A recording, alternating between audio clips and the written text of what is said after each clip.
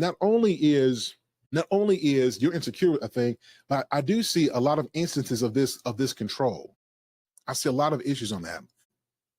I've noticed, particularly in coaching, there was this one couple who I talked to, and both of them had a different definition of what control was. So if one of them stood up for themselves and said, I'm not taking that.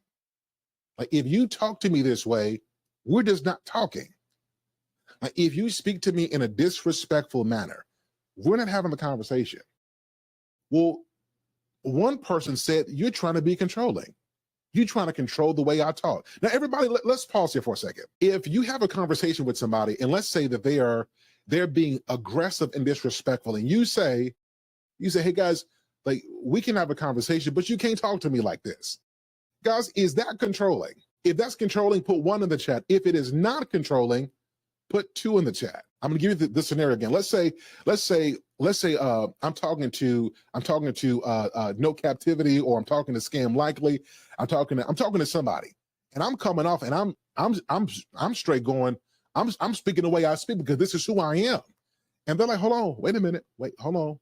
You can't listen. I'm not going to talk to you that way, but I'm asking you not to talk to me this way. I'm asking you not to raise your voice at me. I'm asking you, please don't cut me off. Like, please don't do that. Like, I'm gonna hear you out, you hear me out.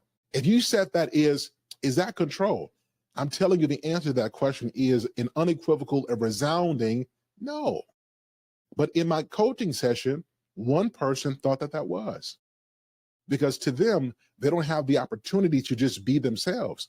And sometimes your self messes stuff up. You got to be an improved self. If you never learn how to have a conversation or a disagreement in a respectful manner, then you take the toxic mindset that you're going to be domineering in a conversation, and people who are healthy just ain't going for that, right?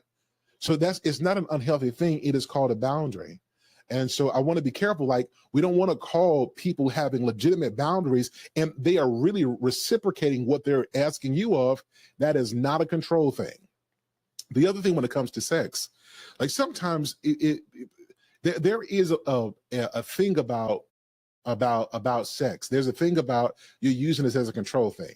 Typically, I don't see men doing this. Men be trying to get it wherever they can.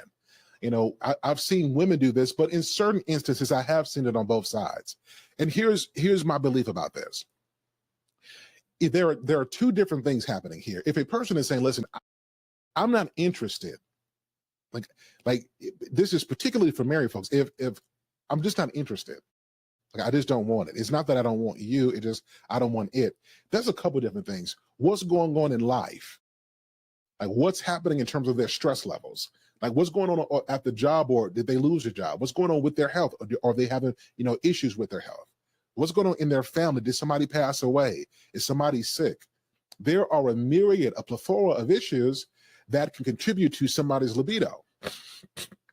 And if you're not sensitive and ask questions about what's going on, you'll assume, well, you're just trying to control me. No, it's not control. It's life. It's life going on, right? And vice versa. If the other person is like, you know what, I'm really not interested, they could be saying, I don't feel like I'm attractive, or I don't feel like, you really want me, or I feel bad about myself. These are things that you have to discuss, because again, it is so easy to throw out a term and say you're insecure, or you're jealous, or you're controlling, and the underlying truth is not what you think. And repeating it and saying, well, no, you are jealous, and no, you are insecure, and no, you are controlling. Repeating the wrong thing doesn't make it right. As a matter of fact, what I found is people who just keep repeating that thing are often they're often the perpetrators of the issue in the relationship. Anybody who always clapping, let me tell you what you are, this is you the problem. Who wants to be clapped at? Who wants to be communicated to like that? Could you imagine going to your bank and you asking your teller, hey, deposit this check, and then, give me 500 back in all hundreds, and they start clapping to you, telling you that they only can give out 50s and 20s. Like, you have an attitude with that, wouldn't you?